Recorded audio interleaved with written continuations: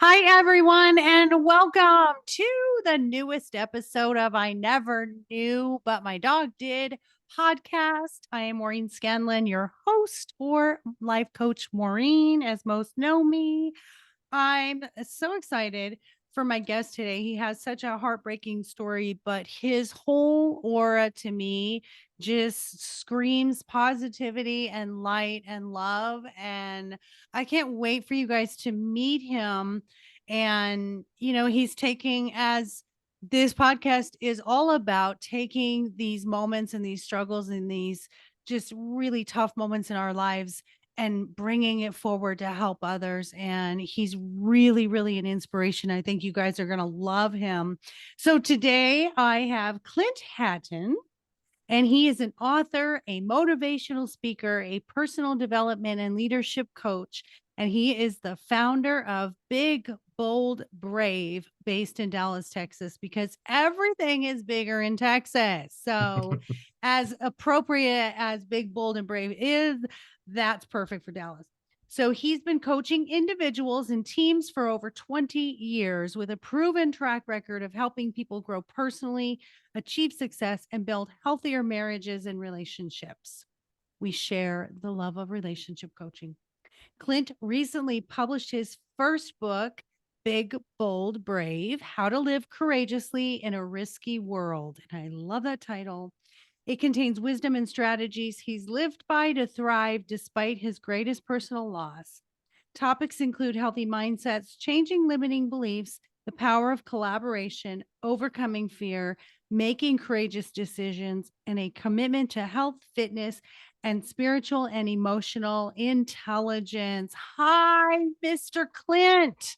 Hello, Maureen. Boy, there has been buildup for this conversation. We've been through it, so I'm excited to be here with you today. We we had a little bit of technical difficulties the other day. Both of us on both ends. It was not the technology gods were not in our favor. And so to our benefit as coaches, we can agree, what is this teaching me? And it was teaching us we needed to just better our technology. And now we have clear and beautiful technology, no freezing. And it's like I'm in the room with you. And so That's exactly right. that's the lesson I took from it. So, Clint, I'm so happy to have you here today. I love your guitars in the back. Can I just say you Thank you. must be a guitar player? Are you in a band? Are you super like cool, like rock star guy? Yeah, the way you just said that, my answer was going to be, wouldn't it be cool if I was that cool? But I don't. I don't. The quick story behind it is years ago, I was doing a speaking engagement, and a gentleman came up to me, and he was this kind of biker looking dude, and he's weeping, and the funny thing was is what he came up to talk to me about wasn't about what I had just talked about. So his emotional reaction wasn't really to what I just said. Apparently he had been at one I'd been at, or excuse me, I'd spoken at a couple months before. Anyway, he was really moved by a particular talk I gave, and he said, I have something that I feel like I'm supposed to give you. He said, I feel like God is telling me to give you this. And so he turns around, he grabs this big hard case with all the roadie stickers. You can totally imagine what it looked like, plastered with roadie stickers. And he pulls out this beautiful, the one on the, well, I don't know which way it looks to you right now, but the red and black one, it's a Les Paul. It's a very, very, very nice guitar. And I was shocked. So I'm like, I can't take, yeah. But anyway, he was very emotional about it. Felt like it was almost life or death that he gave it to me. So I now own it. It's beautiful. And my son, Gabriel, who we'll talk about a little bit here soon, he actually did pick it up and teach himself how to play guitar. So it has been played. He was much cooler than me. I I can attest to how fabulous that guitar is because my father was a musician in a band, Oh, and okay. he played bass, but then he was building custom guitars. Oh, wow. And a fun story, he sold one of his guitars. In fact, in his music room, his whole wall is full of guitars like that. So I Oh, completely that's like awesome. connect with you on that right now. And so he was real good friends with someone at Guitar City. Anyway, he brought in one of his guitars to sell. And the next time he went in there, the guy said, "Guess who bought your guitar?" And my dad's like, "Who?" And he said, "Gene Simmons bought your No guitar." way. Oh, wow. Why? So Yeah. I'm glad that the guitar talk just happened that way. And so that's why it caught my eye, because I can appreciate that. He gave me a acoustic and an electric guitar, and I started playing the acoustic years ago. Haven't picked it up, but I still have both of them. But I should be so cool as to hang them on my wall like you. So They do look good. they really do. And it makes you look like super cool, even if you don't think you are. I think you are, but yeah. That's it. That's it. So I'm so happy you're here. And of course, we always have to start off with the, more heavier stuff, and then we go to the lighter stuff. Sure. So I call it your knee story. It's that moment in your life that brought you to your knees and you just didn't see any hope for the future. So tell me what happened for you at your most pertinent, lowest moment. Yeah. Well, it started about 3 years ago. And I'm 57 years old. I've been through some stuff. My bride and I, her name is Amaryllis. We've been married 20 years, and we've been through some stuff. A miscarriage. She had two of our boys very, very early. She had a pregnancy disease and was possibly going to lose her life if they didn't take the boys early. One of them was bound 1 pound 14 ounces. That was Liam. And so we've been through some stuff, right? And we've all been, not all your listeners, man, they've been punched in the mouth by life in some form or fashion. But to get to the worst time of my life, my oldest son, his name is Gabriel. He had a passion to fly airplanes from the time he was like 8 years old. He went up with his uncle Danny in a little plane, and just that was it. It was in his blood. And so by the time he was in high school, he actually entered into an aviation program that we happen to have here at the school district where we are, which is very unusual. There's very few 4-year aviation programs in high schools in the United States. And so that was one part of the opportunity. And then the other part was he joined this club called Tango 31 Aero Club. And it was a club founded by a guy named Kevin Lacey. Some of your listeners may actually know who Kevin is, because in his realm, he's very famous. He was the star of the show it was on Discovery, and some others, I think, as well, called Airplane Repo, which is exactly what it sounds like. This guy had a career of going and stealing back every kind of aircraft you can think of, from small planes to Lear jets. It's pretty crazy. Anyway, he started this club to give kids an opportunity to fly. So Gabriel got a chance to fly. And so at 16 years old, he actually soloed before he got his driver's license, which, let that sink in for a second. It was pretty strange. And then at 17, he earned his private pilot's license, which is the youngest you can be. And so at 17, he's got his license. He's on his way. He was starting to take some of the advanced courses that take you to the next level to become a commercial pilot. Graduate a year early. You already know, taught himself to play guitar. He actually was an amazing photographer. The photo kind of off to my left or right, depending on how your screen shows up, is one of his photos. He just was this brilliant kid, the world in front of him. And on September 23rd of 2019, he was just getting more hours, which is what pilots do, especially at that stage. They fly every chance they get.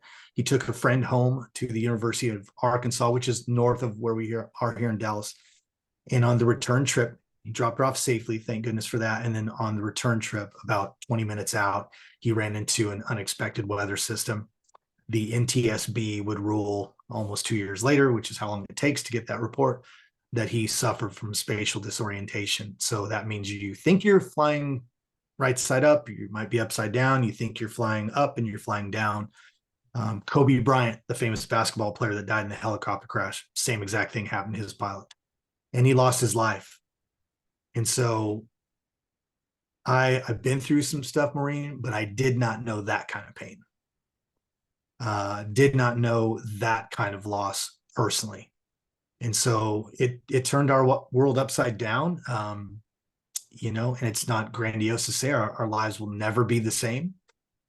And so we were faced that morning with taking a next step into our journey as a family. He has two younger brothers that are now 18 and 13, and figuring out how life goes on, without a huge piece of our family, and a greater size hole left in our hearts. Oh, I can't. I won't even, entertain the thought of saying I know how you feel or I can imagine how you feel. I can't even imagine.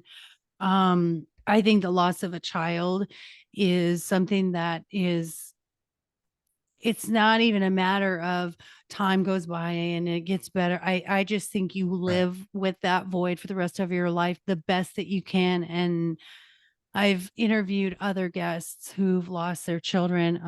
One guest, she lost her daughter at 17 as well, Mm, and to cancer that was undiscovered, and it was sudden and it was shocking. And gosh. what do you, how do you even deal with that? It's so sudden and tragic. This was not a long-term illness. That had to Right. be just 1 minute they're there and then 1 minute they're not. What were the first steps that you Yeah. took to start, even not even, I'm not even gonna say healing, but just Right. even wanting to stay in this world? Because I know losing one of Right. my kids, it would be just, how would I even imagine wanting to stay here without them?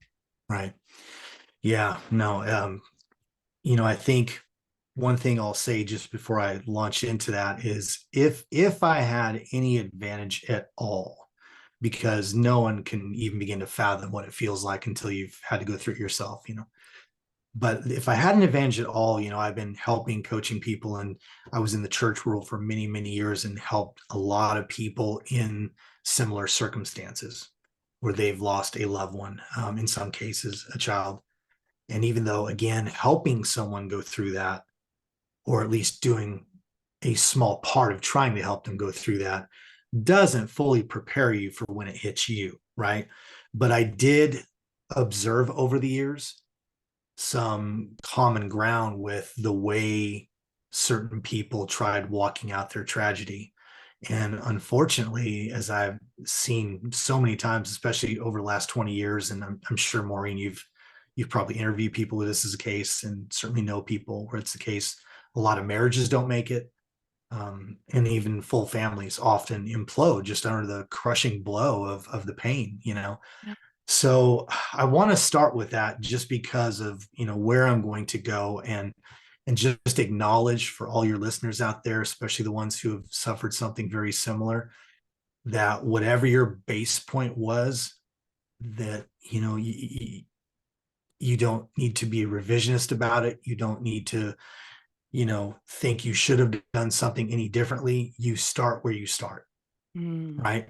that's You good. start where you start. And so there's no shame in any of it, no matter how you process this thing.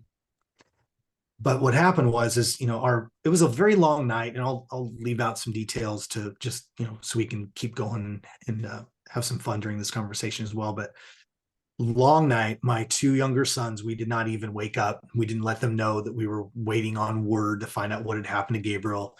And there was a lot of ebbs and flows, ups and downs. The news was reporting he had passed away. The sheriff's department that did search and rescue were saying we can't confirm that. It was just a crazy night.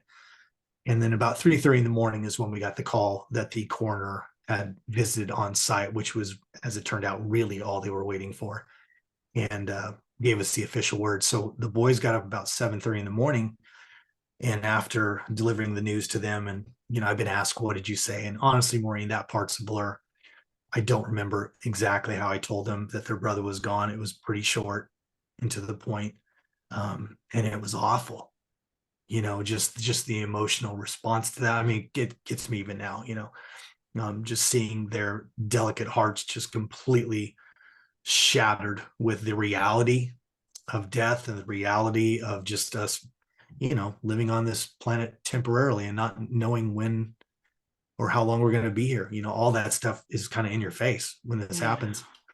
So I just allowed them to process the initial, I call the entire first year the shock and awe phase of a tragedy, because you've got the birthdays coming up, the other types of milestones, holidays, all those things. And until you've gone through at least one full calendar year, it's not even real yet, honestly, in many ways.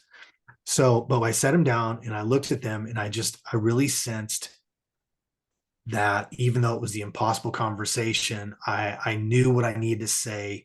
If I could say it this way, to set a compass, not to take away the pain, I'm not talking about that, but just to set the tone for what this is going to look like for us as a family. And I told the boys and my bride, I said, listen, I know this.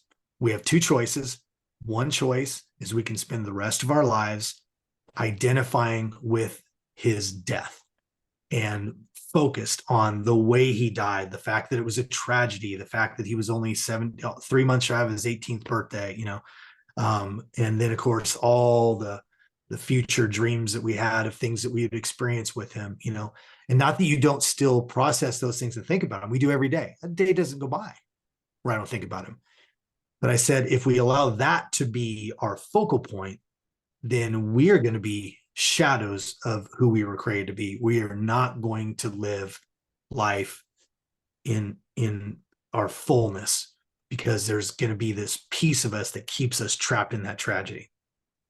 I said, but there's a second choice. And the second choice is we're going to choose life. And what that meant to us that morning was, I said, listen, I gave you guys a quick snapshot of just kind of who he was. I always joke now that everybody loves t-shirts with sayings on them, right? And so if I were to buy him a t-shirt, it would just simply say, "What's next?" Because that was him. We could go on the best vacation. We went down to Florida, rented this beautiful house for a week. It was amazing. And we're barely an hour back on a 13-hour drive. And he's already, "What's next?" I'm like, be grateful. I just paid for this thing, but that was just him. So the compass that was set is listen, we're going to choose life, which means the only way we can honor him is to attack life the way he attacked life. If we now become lesser than who we're supposed to be, then there's no honor in that. So that's what we're going to do. And that would mean something different, right? Because we're all different. I'm different than my bride. I'm, different than my two boys are different skills and talents and desires. But we were going to choose life and do everything we knew how to do to keep that as a focal point. And then the second piece, which I think was really critical. And again, Maureen, I want to be super sensitive to all of your listeners out there, because there are some that maybe, it's been many, many years and you're still really struggling to get to a point where you feel like it's not about pain. It really isn't. I expect to be in pain the rest of my life. I really do. But it can't be a crippling pain. I can't allow that pain to dictate how I live the rest of my life. What kind of an example I set for my two other boys, because that's part of the answer to your question too. How do you go on? Well, I had a bride of almost 20 years, 17 years at that point, and I had two other sons, so that was a factor too. But I told them, listen, we don't know what grieving is going to be like for us as a family, individually. We don't know, what day we're going to feel angry and hurt or crying or even joy because we're telling a funny story and remembering something that he did that was so great, and maybe even hourly for a while. We don't know what we're going to feel like. So I just gave them permission. I said, listen, you can feel whatever you want to feel, and I'm going to do the same. And we're going to do it openly in front of each other. It wasn't a rule for mom and dad, because the boys were 9 and 13 at that time. Yeah. It wasn't a rule where you need to be open to us, but we're going to be phony to you. And then we're going to go behind closed doors and then we'll process there. And so you don't have to see it or know about it. That's not what we did. We chose to do it open face, as a family. So there's been times, even it's been a little over 3 years, Maureen, and it still happens where, there's a certain trigger. And, just a couple of weeks ago, I had one where I just started to cry, and I'll do it in front of my boys and I'll tell them exactly what I'm feeling. And that was kind of the tone we set that morning, is this is how we're going to do it. And we're all going to be okay to do whatever we need to do to work through any emotion. We're not going to try and stop each other. If you're angry, I'm not going to try and talk you out of it. If you're crying, I'm not going to hug you and say, stop crying. Because some people do that, Yes.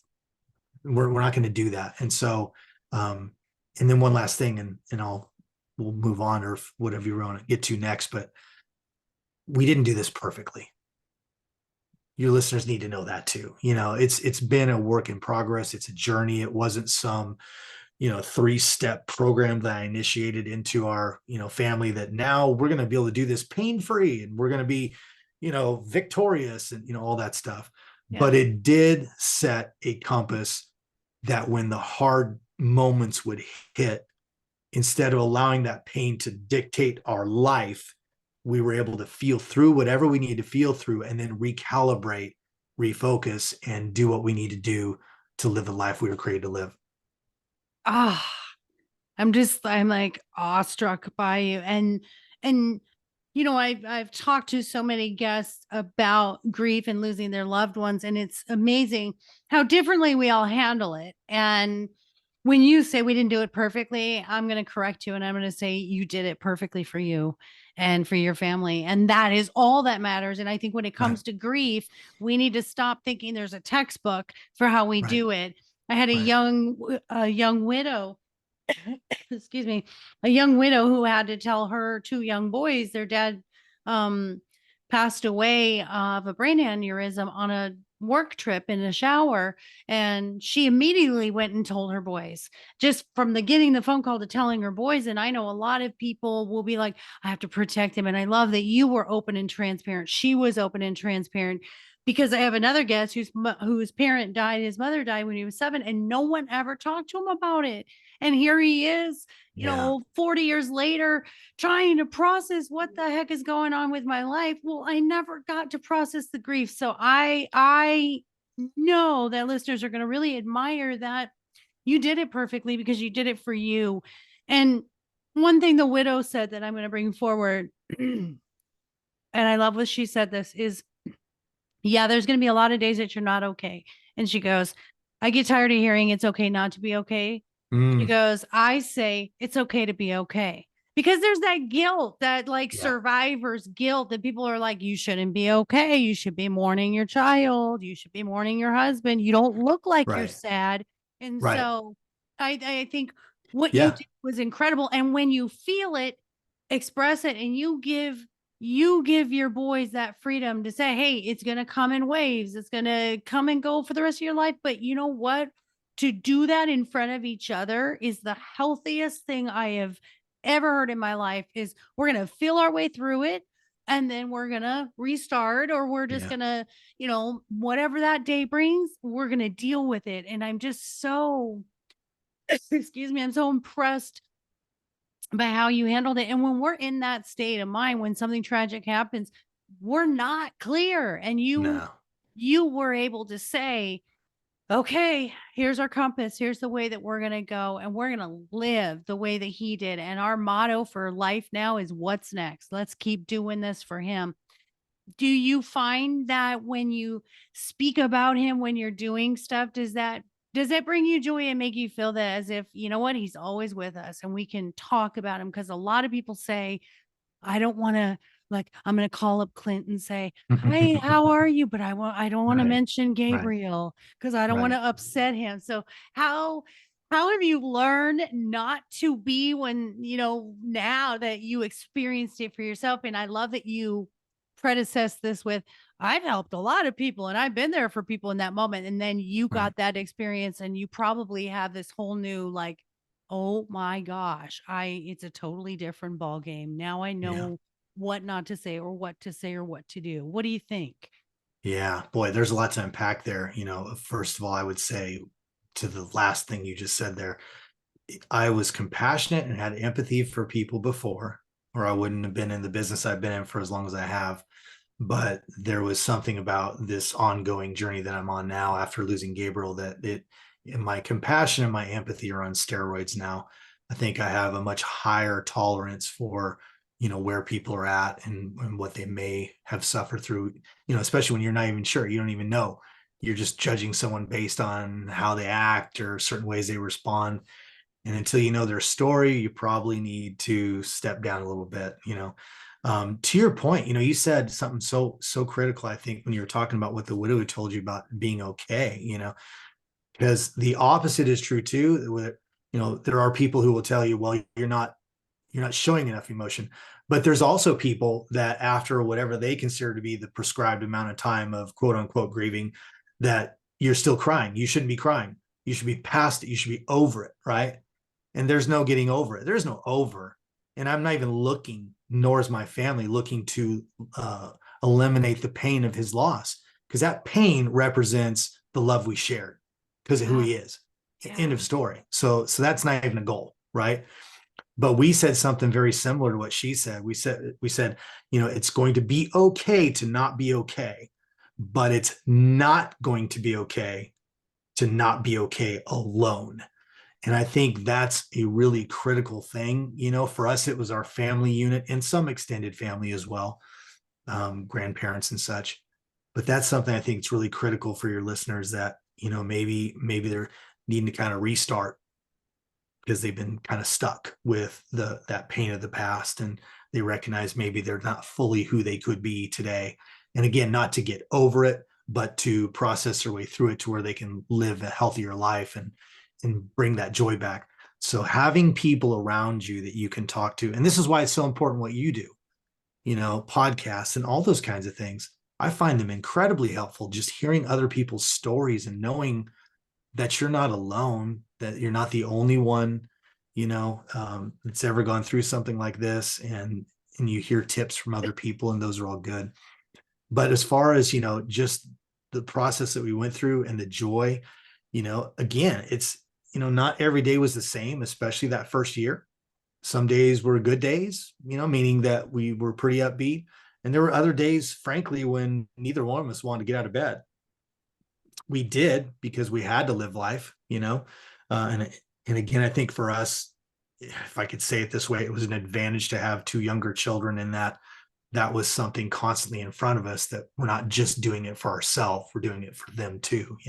Yeah. But I think I'll share a quick story with you, because my two sons, that are my middle son and my youngest son, Joel and Liam, they're a great example of the differences in the grieving process. And they had to learn through this compass that we set how to be okay with each other, because, Joel was only 3 years apart from Gabriel. And the year prior to, which was really just a matter of months, but the year prior to him passing, they had went on this vacation with some grandparents together, just the two of them. And it was out in the woods in North Carolina, beautiful mountains. They drove Jeeps, and they actually bonded as best friends for the first time. Prior to that, they were the typical, grinding, punching, are they ever going to get along? Are they going to be 40 years old coming over for Christmas and they're still fighting, that whole deal. But they had turned the corner. And so for Joel, it was, just a different type of devastating blow.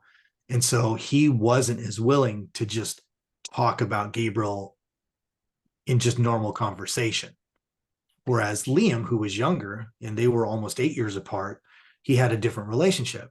And so what Liam would do, and this is just human nature, we're all different, right?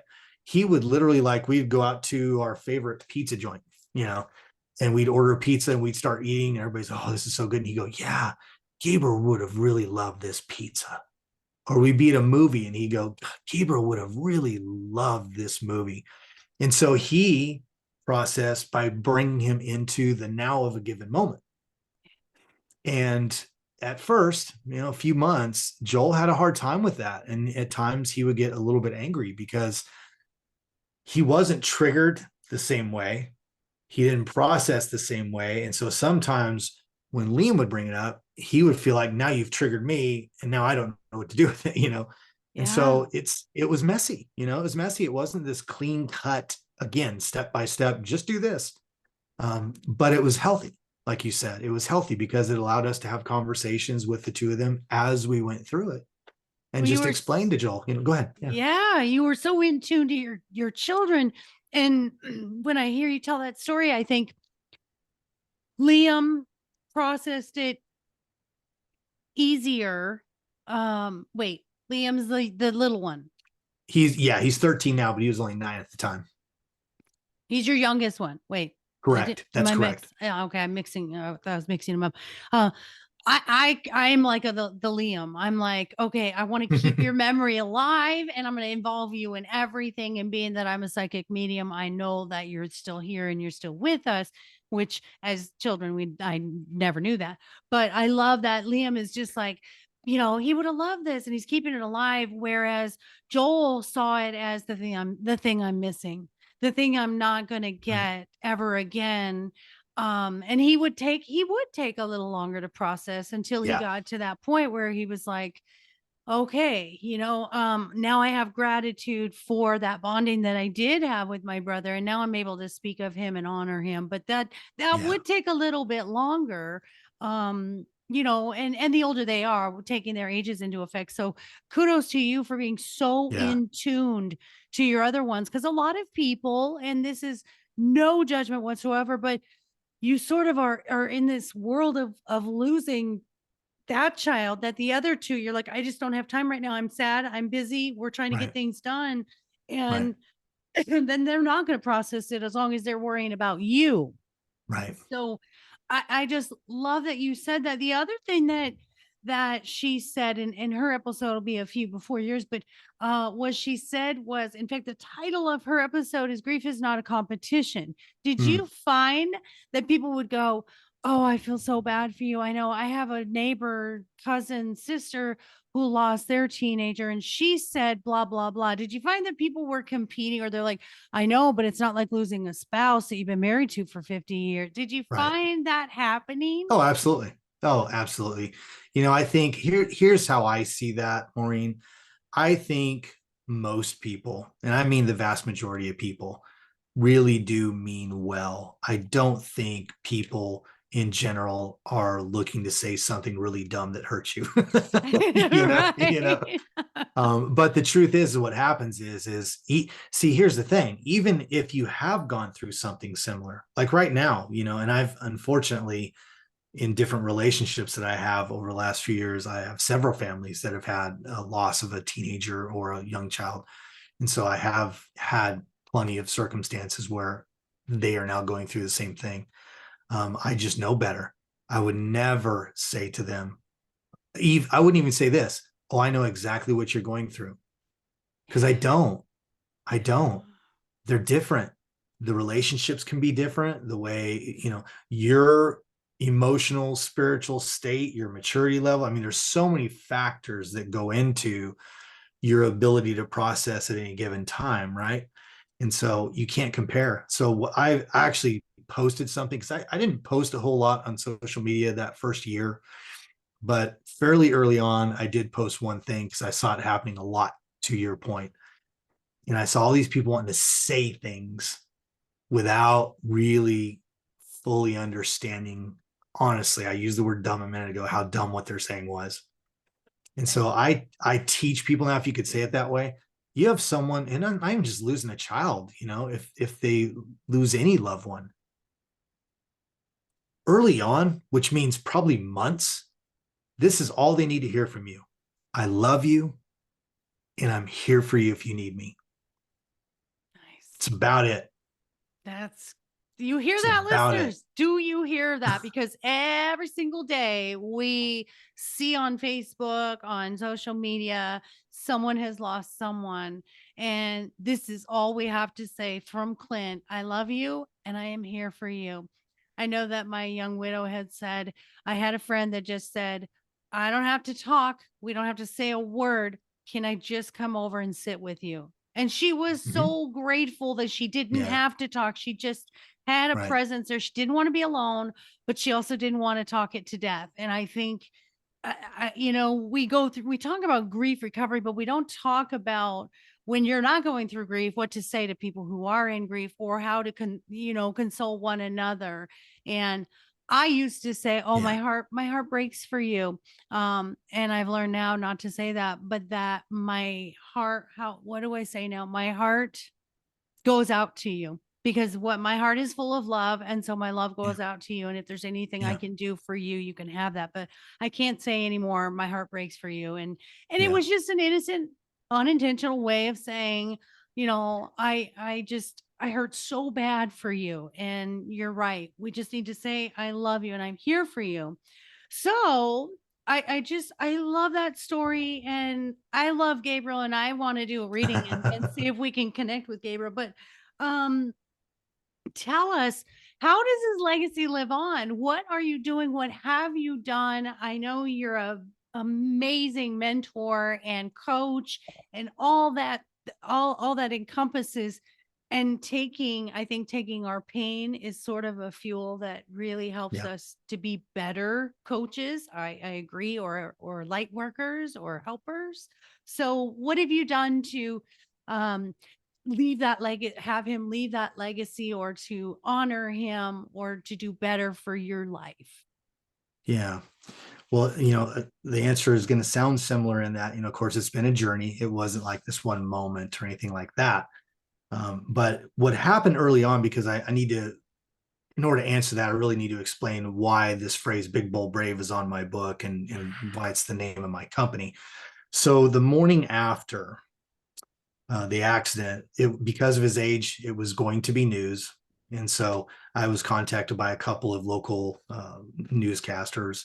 One was NBC here in Dallas, and they wanted to do an interview. And of course, this is the morning up, literally. So I was like, no, not going to happen. Can't do it. And we were a wreck.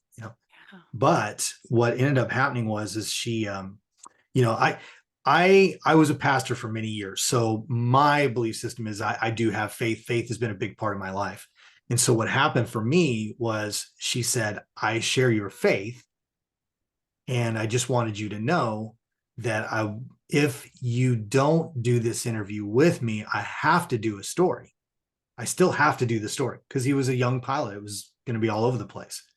Okay. She said, but if I do the story without you, then it's going to be a report on his death. Oh. If you'll do it with me, then it can be a report on his life. Oh my gosh, I love that reporter so much. She's amazing. Her name is Katie Blakey, and she was really sweet. And so, with that, I told her, on the phone, sorry, I can't, I still can't do it. There's no way. And she said, well, just think about it. So we hung up, and I ended up having a conversation. My wife was in the room, and her dad, who had already gotten here very quickly from Florida, was here too. And he said, well, and this was strange too, Maureen, because he was the one that was, for a lot of reasons, to save time I won't get into, would have been the one who had said, heck no, don't do a TV interview, right? But he said, I think you guys should do it. And I think you should, because you've already said how you want to honor his life. So what better way than to start out with being able to tell the story about how he lived and who he was versus just his death. Yeah. And that was really all it took. And I'm like, okay. So she came into our house that day. We did the interview. And somewhere in there, Maureen, I still to this day don't remember consciously saying it, but I said something about him living big, bold, and brave. Didn't even think about it. But then later that night, when the segment aired, and it was about a 3-minute segment, she did a beautiful job with it. And it really did do a great job of telling the story of his life and, who kind of we were and all that stuff. And at the end of it, instead of where I said it somewhere, because, they tape it, just like a lot of things, they tape it and then they only use some of it, right?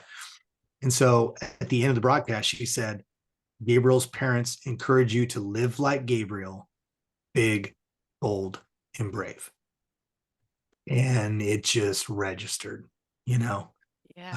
That became, now here's the thing that this is the day of, so that's the name of my personal development company, because I'm going to launch out, and that's the name of my book. It wasn't all that. No, it was just it was just a personal family mantra that was like, okay, that gives us a language for it. So when we need to kind of recalibrate and get back on track, we're living like Gabriel, big, bold, and brave, right? So that's all it was for a while. But then over the course of months, I began to, get a vision for launching out. As I said just a few minutes ago, I spent almost 17 years as a pastor, and I really wanted to step outside of that. I wanted to just really expand who I could help. And that's anybody that's in whatever your religion is, whatever role you play with, however that religion is expressed, those are all very worthy things. There's nothing, nothing lesser than it was a worthy thing to be doing. But I just knew I wanted to be able to reach a broader group of people. I want to be able to help anybody, not just people who necessarily shared my exact flavor of faith even, right? And so I began to launch out with Big, Bold, Brave coaching. And then it eventually led to me writing the book, which took about 2 years before I was ready for that, Maureen. Okay. And honestly, the reason why I wrote it when I did, because even, we've been, a little over 3 years since Gabriel passed. That's not very long either. It's not. I mean, I know people who write a book their first year, and that's fine too. But I knew I needed some time. And really what was the not greater factor, but a contributing factor was he passed away September 23rd, 2019. So I'm sure some of your listeners have already done the math. 3 months later, COVID hit the planet. So for the next, 2+ years or however long not that it's completely gone away, but where we really endured all the crazy changes and some people dying and all those things, the world had suffered tremendous loss these last couple of years. And so for me, it wasn't about, you said the word comparison earlier, which I just love that, because there is no comparison. I don't want anybody out there feeling like, well, now I don't know if I can, is it worthy of me to feel the pain of my divorce and being married 20 years because he lost a child? No, pain is pain. Loss is loss, And so I really felt like I need to write this book because it's not just a book on grieving. It's really a life manual to help people that when you get punched in the mouth, because it's going to happen, there is still hope. There is still a future ahead of you. And if you can learn a few little things along the way, if you can live by certain values, then you can get through it and you can still live a whole life. And so that's largely why I wrote the book when I did, was just all the people that have suffered on this planet this last couple of years. Yeah. And I'm going to say this a million times over. I mean, I've written 2 and I'm now writing my 3rd. And I will say this 100 times over to every single person who has a book inside of them, has published a book or going to publish a book. The perfect time for writing your book is when you write it. I'm just gonna yes, say come on. because I've had the same. I've had people that took 10 years of writing their book, and I wrote mine in 8 weeks. My first one, I just feel like when you're moved to do it is going to be the right timing. Like anything in life, it happens when it's supposed to happen. And we got to stop overthinking everything so much and just feel your way through it. And so it came out when it needed to come out, and your next one will too, and your coaching. And I love, because you and I share the same philosophy in my coaching. I accept everyone and everything, because if you're human, I can coach you. I do, if whatever your faith is, your non-faith is, your whatever it is, all I need is the person in front of me to say, Maureen, I need a path. I don't even need a path, Maureen. I just need a step. Can you help me with a step? Yeah. And I see, if you do not push your stuff on other people, and you have whatever, I always joke around. I always say this pen could be my God, if it makes me feel better, and it's, and I say, this pen is going to give me a really good attitude today. Whatever you believe, whatever right. It's a silly analogy, but whatever you believe I don't know. There in, probably is someone out there that worships a blue pen. Who knows? My thing is if it makes you feel good, do it. If it doesn't make you feel good, stop doing it. And so I love the big, bold, brave, the BBB. And I love that Gabriel lives on in that. And you're right. It wasn't like you were like, okay, now we're done grieving. Now we're going to start business. And now there's no, it's all fluid, right? There's no endings and beginnings. It's like this happened, and then I kind of fell into this thing, and we were still this. And so I love that you show your humanness, and you tell our listeners that there's no right or wrong way to do this. And whether it's a grandparent, a parent, in my case, I just lost my puppy less than a month ago, a pet. Sorry. Thank you. Or a child. I think there's no comparison to pain. And I think that's why I love this podcast, is every single thing that you talk about and that every guest talks about, someone out there can relate to that. We're not in competition with each other. Right. We are learning and helping each other from this. So I'm excited, guys. Remember that the book, okay, I got to get this book too. My gosh, I have to stop interviewing authors, because like my book, my book list is I'm gonna until I finish all of these. So big, bold, brave, how to live courageously in a risky world. And what I love about that Gabriel sends to me, that message sends to me, is live life like it's your last. live like it's your Yeah. last moments in your last days, and you're never going to regret trying something. Right. That's is that what you feel like the legacy Gabriel left for you and that you share with your sons and with the world now is don't wait. Don't wait. Yeah. Yeah. There's a couple of things to that. I'm so glad you said that. Was, one, I think part of why this brings such energy to me, and this is something that I do, it's a chapter in the book.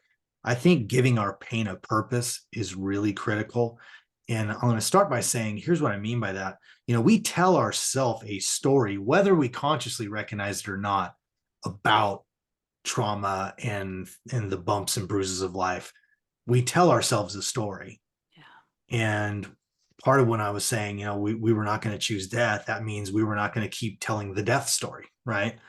And so giving your pain a purpose, I think, is one way that people can really move through it. Again, not to get over something, but to move through that pain and do something productive with it. So you start telling yourself a different story as to the impact that pain is going to have on the rest of your life. Because again, the pain's still there, but I can tell it where to go. And so for me, it was twofold with the book. One is obviously I wanted to help a lot of people, but I found myself in this very unwanted club that I now belong to, right?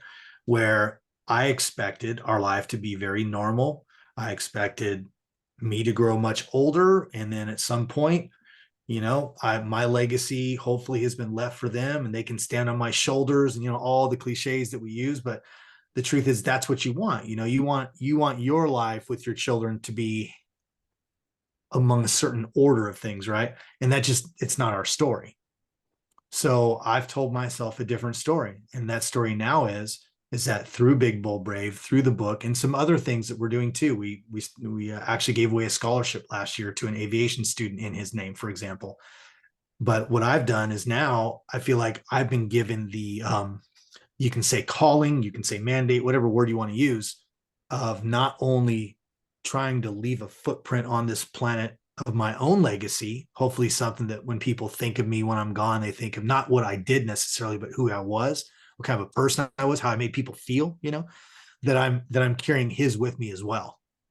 And so that's what, Big Bull Brave, the name of the company and what the book and every time I share his story is allowing me to do. Um, so I just want to encourage, some of your listeners out there right now, maybe you haven't processed some of these things yet and you felt kind of stuck. Giving your pain a purpose and telling a different story is really powerful. And there's so many ways you can do it. And we're aware of it too around us. We know of someone who loses someone to cancer. And the next thing you know, they've started some sort of a charter organization or a support group or something, or they donate towards the research of that particular cancer. That's one form. There's so many forms of doing something positive for other humans that is related to our pain. Yes. Yes. What came to my mind when you were speaking was when you said, we're going to tell a different story. We can talk about his death or we can talk about his life. The thing that stuck in my head was we can keep reliving the trauma or we can give Right. away some of the pain little by little by sharing the healing. And then when you go further and you honor them with these legacies of giving and paying this thing forward, um, I think when it comes to grief, we always worry, and even with our own deaths, I think is like, I don't want to be forgotten. And then when you lose someone, you're like, I Yeah. don't want them to be forgotten as the years go Right. by and it's been 20 years. This is a way of keeping them living. And I think that is so healthy and healing, Yeah. healing in the sense that not that it's ever we're gonna get over the loss of them, we're gonna forget about, we're not it's not gonna be painful. When I say the moving forward is it's not going to be the void is not going to be, I think, as big because he has a presence with us in what we're doing every day, in the books that we're writing and in the podcasts that we're sharing and all those ripples through life. They're essentially, we're keeping them alive with us. If it's not in physical, but it definitely is in spiritual, that they live on. And Yeah. isn't Right. that the biggest I think that's the biggest thing, is that void of finality. They're not here with us anymore. And I think maybe I just unlocked the key of, my own understanding is filling that void is by keeping that alive and sharing it with others and getting to talk about it, or going and talking to students about mindfulness or positive Right. stuff. And I love that you carry that forward. So what's your next move? What's Yeah. your next thing what's next, Gabriel? What's Gabriel telling us to do next? Yeah. Well, right now, of course, the official book, the butch, the book is currently available everywhere books are sold, and it has been for a little bit, but I'm doing the official book launch on February 1st.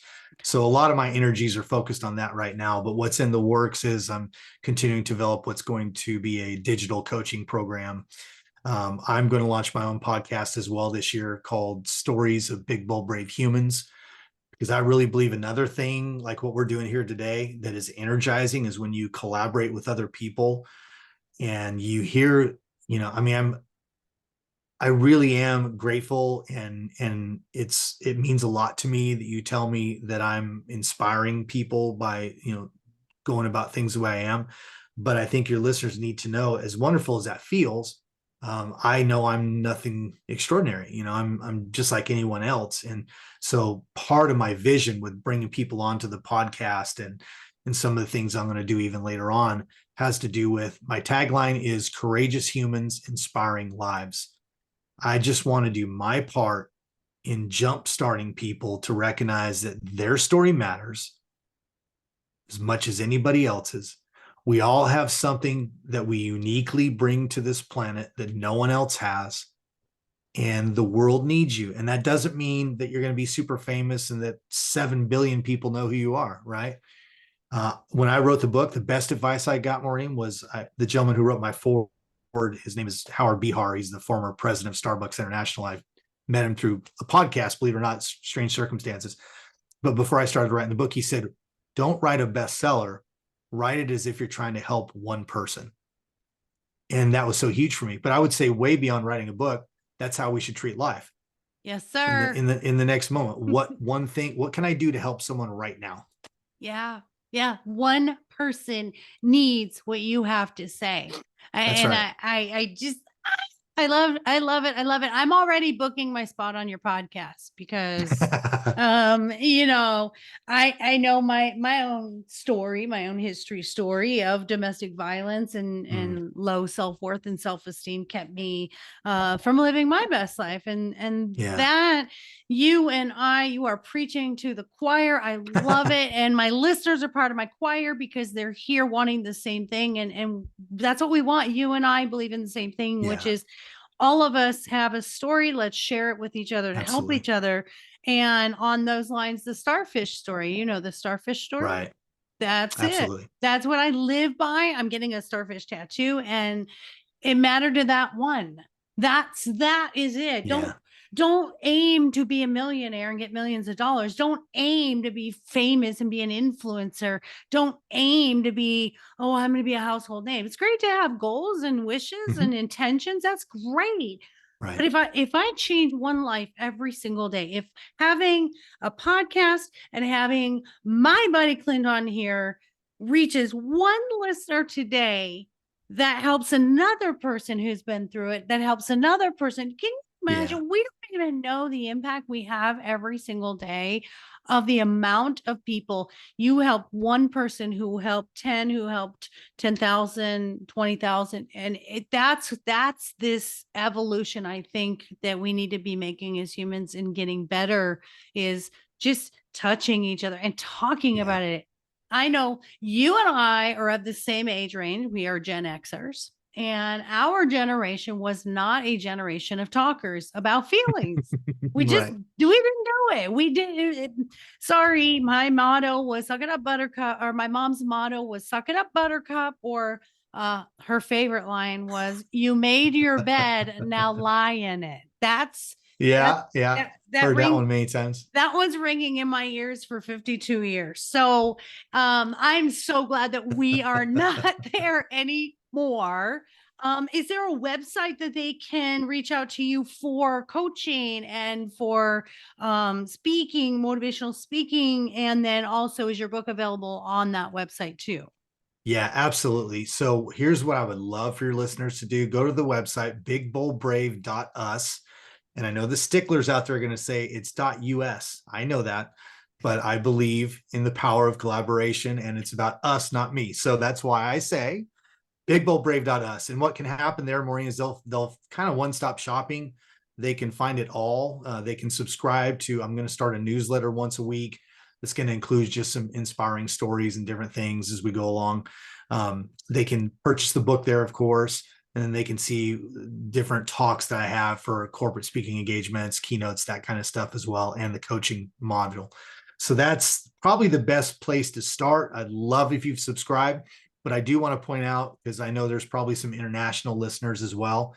And with the day and age of shipping that we live in right now, you're better off if you live in Canada. Or I actually found this out the other day. I got my first quote to send one book to Canada. The first quote was $68. Let that sink in for a second. So if you're international and you want the book, you can get it anywhere books are sold: Amazon, Barnes & Noble, Goodreads, you name it. But please go to the website and subscribe there, and be prepared to get some updates and some of the cool things coming with Big Bold Brave, and may even feature your story someday. Nice. I love it. I love it. I love it. I love it. Bigboldbrave.us and get that book, guys. Big Bold Brave. So what I end my podcast with, Mr. Clint, is something fun. And so I have a little segment, and it's called Take My Money. I like that So so far. So what I like to do is, because I'm weird like this, I like to be nosy and see what you've bought that's been like really weird and wacky, or something that you can't live without that's weird and wacky, or something you've seen for sale that's weird or wacky. See, I'm expanding it because a lot of people look at me and go, Marina, I can't think of anything. I'm like, okay, how about this? How about this? So what's your weird and wacky thing? And I'll give you an example to help you along. What I found on Amazon today that I am all about, because I am a chapstick junkie. I Yeah, have me too. cotton candy. I have guess what? I found a set of 3 chapsticks, and it's the s'mores collection. There is a chocolate, a marshmallow, and a graham cracker chapstick. Okay. I am all about it. It was like $4 or something. So yum. The other thing I thought was super cute that I want is, it's a little crab, and it sits on the side of your pot when you're cooking, and then you can put your spoon on it. It's like a spoon rest, but it's like this little crab is like sitting on the edge of your pot. It's pretty dang cute.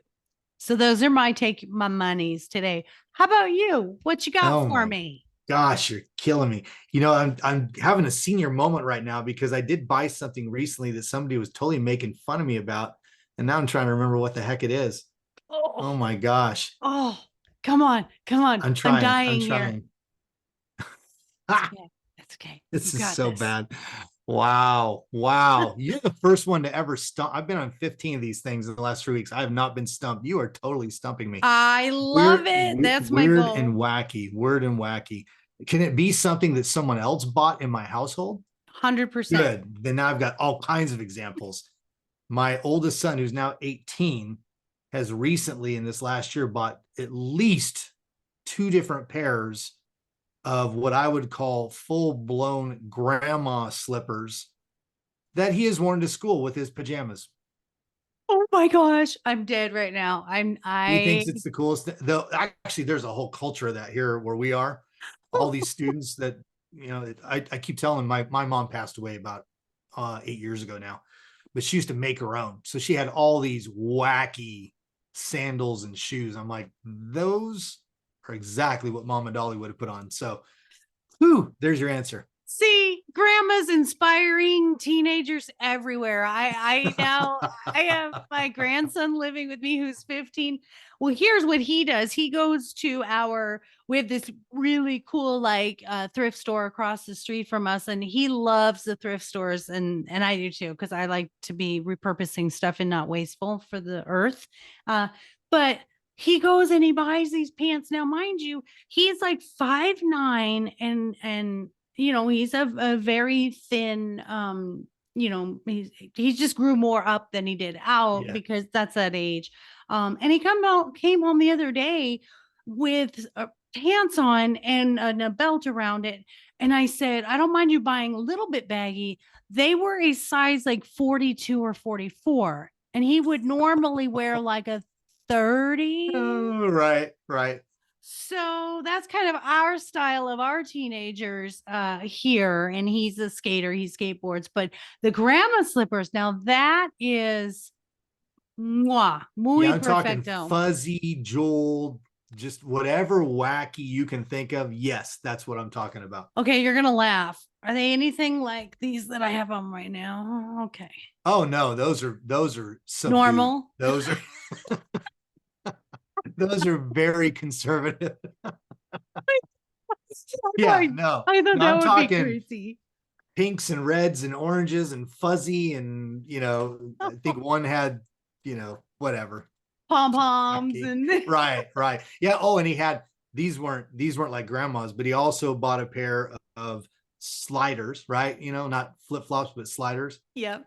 that were about that thick of a sole. And it was basically a gigantic shark. These things were like oversized and they had a big shark fin on the top. And he would clomp, clomp, clomp, clomp. I have seen those and I'm in love where it looks like it's eating your foot. Right. Oh, totally. So we bought him some Crocs because Crocs are like back in again. And yeah. so now I actually think, okay, well, Crocs are cool compared to what you used to wear. So let's just go with that. I love it. I would love to see his shoe collection. That's just winner for me. Well, Clint, I cannot tell you how honored I am to have had you here today to share your story. And I view it always as a privilege to get to have you tell me your story. I never take that lightly. And that's, for you to give an hour of your life, open up, be vulnerable, and share your story. It means the world to me. And I'll never, ever take that for granted or feel not no gratitude for that. That was a terrible double negative. But what I'm trying to say very clumsily is I just appreciate you so much. And I can't tell you how much our listeners are going to get from this. And you're an inspiration. You're aspiring and inspiring. And I just thank you for our new friendship and for getting to meet you and have some fun here for the last hour. And I hope you had fun because we really enjoyed you. Absolutely. No, thank you, Maureen. It was a pleasure being on. And, when we had our little technical mishap, we did get a chance to chit chat a little bit. And so I knew this was going to be a good one. And it was fun. Yay. And thank you for letting me share the story as much as that's your heart to, honor other people's stories. I appreciate the platform to be able to share my story. So thank you so much. You better believe it. Gabriel, we love you. And, we're honoring you, Gabriel, big, bold, and brave. And everyone's going to live their lives in your legacy. And don't forget, guys, bigboldbrave.us. If you're looking for any relationship coaching, gosh, I'm getting tongue tied right now. Relationship coaching or life coaching or self-esteem, confidence, self-image coaching. And I'm also expanding into helping neurodivergent and spectrum, people on the spectrum. I'm expanding to start coaching in that area, even the dating, especially the dating for my neurodivergent and spectrum, because everyone deserves love and we can find you love. I think you we'll find special ways to do that. So lifecoachmaureen.com is where you can find me. My books, My Dog is My Relationship Coach, and My Dog is More Enlightened Than I Am are also on Amazon, Barnes and Noble, Outskirts Press, and all those fun places. And last but not least, mydogiseverything.net. We have our little boutique. So for your furry babies, don't forget to get them some healthy, holistic treats. So we're going to wrap it up today, guys. And I look forward to seeing everyone. Don't forget to leave your comments if you want to get a hold of Clint. I will happily hook you up on email. We'll connect you and I'll forward anything you want to say to Clint as well to him. So leave those 5-star reviews, share, subscribe, share this with, did I say share? Share with your audience, with your friends. And let's make this community a huge community. And when Clint starts his podcast, we're going to do a huge collaboration and we're just going to be a big community of story sharing, helping people. So that's what we're here for. Thank you all. And we will see you on next episode. Be well, be happy, and most of all, be big, bold, and brave. Bye.